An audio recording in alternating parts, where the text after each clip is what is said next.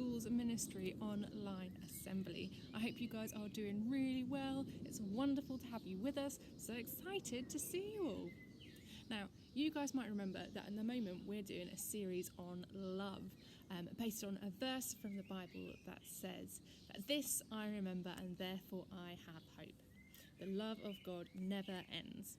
So we're thinking about love, because love is something that never stops, never ends, and that we can rely on even when times are a little bit difficult, which I know they are for a lot of us at the moment. So we've been working our way through love, and we've been looking at different bits of love inspired by you guys. You have been sending us amazing pictures of what you think love is, and we've been looking at them for a different part of love each week. And this week's picture has inspired me to come out into the garden this morning, and that is because it's a picture of a garden. Let me show it to you now. This is a picture by Abigail. Isn't it amazing? Look at that beautiful picture of a lovely garden. And I thought that was a really interesting, cool picture of what love is like. Because when I think of love, I don't straight away think of a garden. But the more I looked at Abigail's picture, the more I thought, yeah, love is a lot like gardening. Now, I happen to know that Abigail and her family sometimes go and help at the Billericay Community Garden, which is well worth a Google if you've never been. It's very lovely. And I know they work really hard there. And actually, it got me thinking that sometimes love is quite hard work as well, you know. We have to put in time and care to show love and to build relationships with people. And that's the same with gardening. You need to put in time and care to turn something from something very small into something big and beautiful. Now, I'm going to show you this morning some gardening I have been trying to do during lockdown. I've tried to transform some very small things with time and care into some big, beautiful growing things. So I'm going to show you this morning a couple of the things I've grown. One is I've been trying to grow some tomatoes from some tiny seeds. Let me show you one of the seeds so you can see how small it is. There it is. Can you see just on my fingertip? There's a tiny seed. There you go. So that's what I've been trying to grow a little tomato from. And I've also been trying to grow some potatoes from the ends of my old potatoes. Have you guys ever looked at one of your mum or dad's potatoes when they're about to cook it for dinner, and it's got those weird little bits growing out of the side of it, like this? Well, did you know if you cut those bits off and take good care of them, plant them up, they can turn into big potatoes. That's what I've been trying to do this lockdown. I'm going to ask you a quick question now. As well as time and love, gardening, growing plants needs a few other things as well. And I'm sure loads of you have done at school the things that a plant needs to grow and to thrive. So I wonder if you can tell me 3 things that plants need. What are 3 things that plants need? What's that? Yes. Plants do need water. Very good. Light, yes. Most plants do need light. There are some that don't, some strange plants like mushrooms, but most of them need light. And earth to grow in, yeah, definitely. Most plants also need earth to grow in. There are some crazy plants called like air plants that can just grow in the air, but most plants need some earth for their roots to grow into. So most plants need light and water and soil, and they need care and love to help them grow. And that got me thinking about a Bible story. Because you guys might not know it, but God is a very keen gardener in the Bible. He does loads of stories. He talks about plants loads and loads and loads. But I thought we would look at the very first story that shows God as a gardener. So we're going to do that together now. What I've done for this story is I've tried to model it out of some Play-Doh as I've gone through it. So it would be really cool if you guys could create along with me as we go through the story. Maybe if you've got some Play-Doh or some Lego or some blocks, you can grab them and you can try and build the things that we'll see appearing in the story as we go through. Or if you haven't got those things, just grab a piece of paper and a pencil and you can draw along with us. Draw the story as it appears. And I will see you guys after we finish the story in just a sec. See you in a minute. At first, there wasn't anything. Nothing at all. So God set to work. But he didn't use his hands or a special machine. He spoke, that's all. He said, "I'd like some light."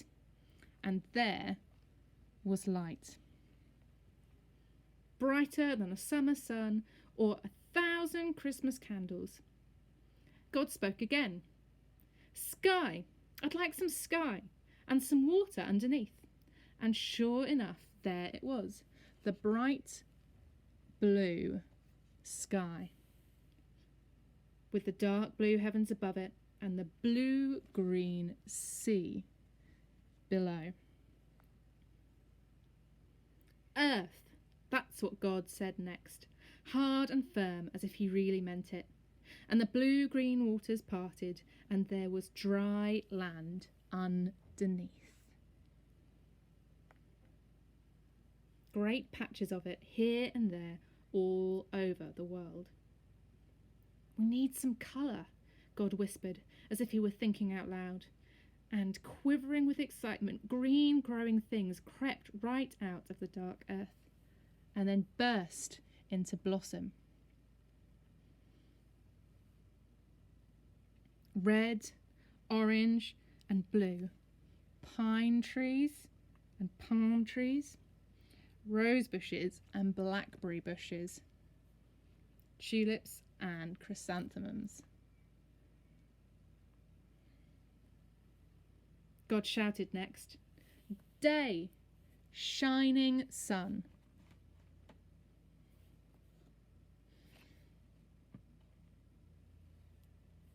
And then night, glowing moon and shining stars. And there they were, for morning and evening, summer and winter, time and heat and light.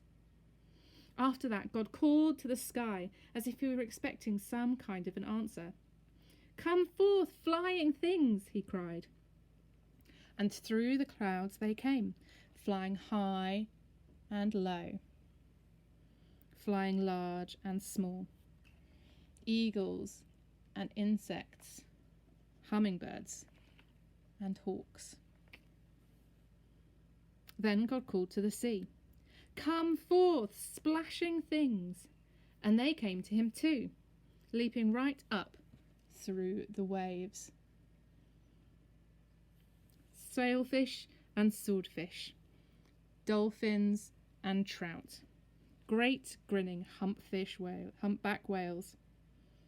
And finally, God called to the earth, "Come forth, walking things, crawling things, running, hopping, climbing things." And sure enough, they came. Up from burrows, down from trees, out of the high grass, and across open plains.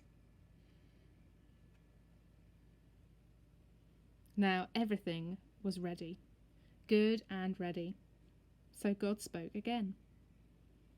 "Man and woman," is what he said, as if he were calling the names of his very best friends. And out of the dust came Adam and Eve.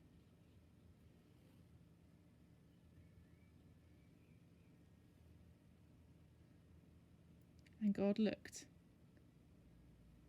and saw that they were good, and that Adam and Eve were there to enjoy all that he had made, to take care of it for him, and to talk with him.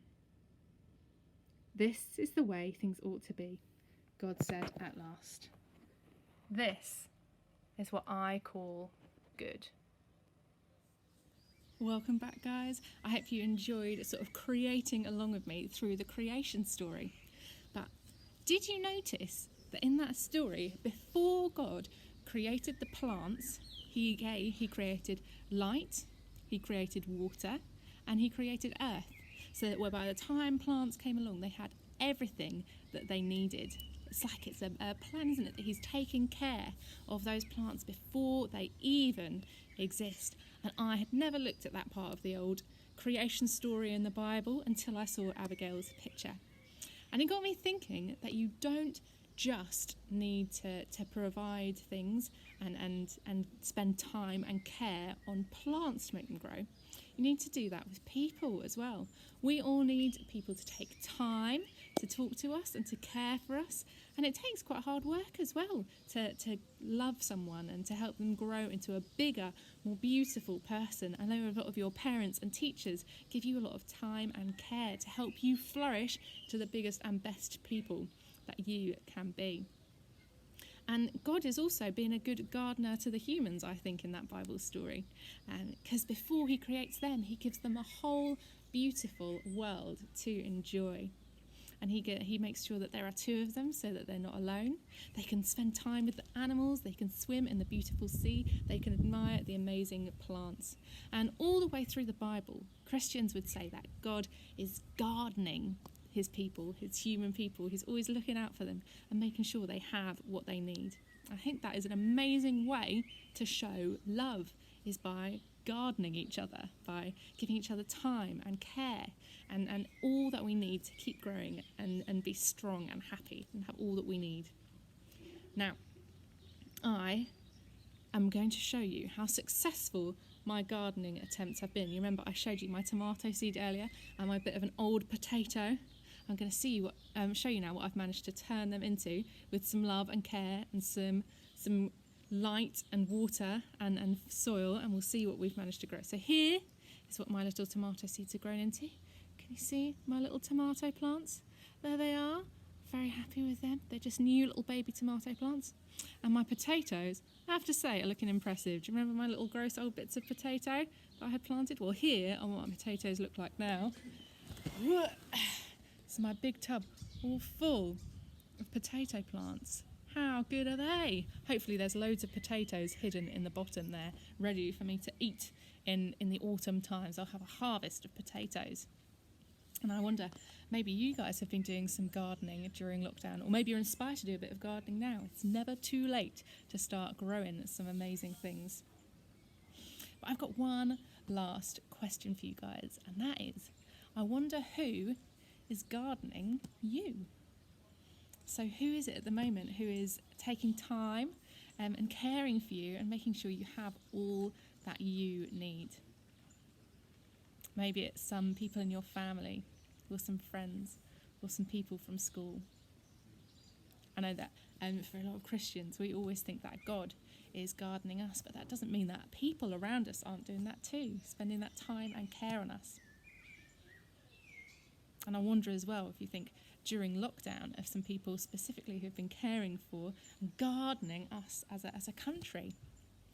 I've had a few pictures in showing love for the NHS. So I'll show you a beautiful picture of the saying thank you to the NHS now. Maybe the NHS and our key workers have been gardening us, taking care of us during lockdown. And I wonder as well who you might be gardening, so who you are looking for and caring for, and who you are helping to have what they need. Maybe that's your family as well, or some friends. But it's really good to keep gardening each other and to be good gardeners and take care of one another. So that is our little thought about love for this morning. And it would be awesome, guys, if you can send us some of the things that you've made during this assembly, or if you've got some pictures of some things you've been gardening, you can send those our way on our Facebook at Schools Ministry Billericay. That would be really, really cool.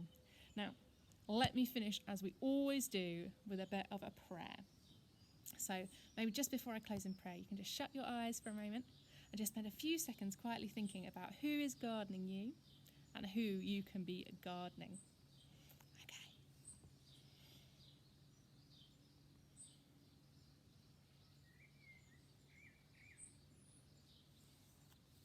Dear Father God, we thank you that you are a good gardener, and that the Bible tells us that you are spending time on us, that you are caring for us and making sure that we have all we need.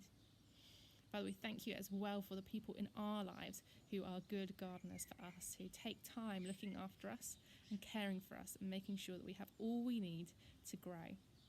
Help us to be good gardeners as well for other people in our lives. And keep us safe over the next week. And if you agree with my prayer, you can say Amen. Thank you for joining me this morning, guys. I will see you next time. Bye.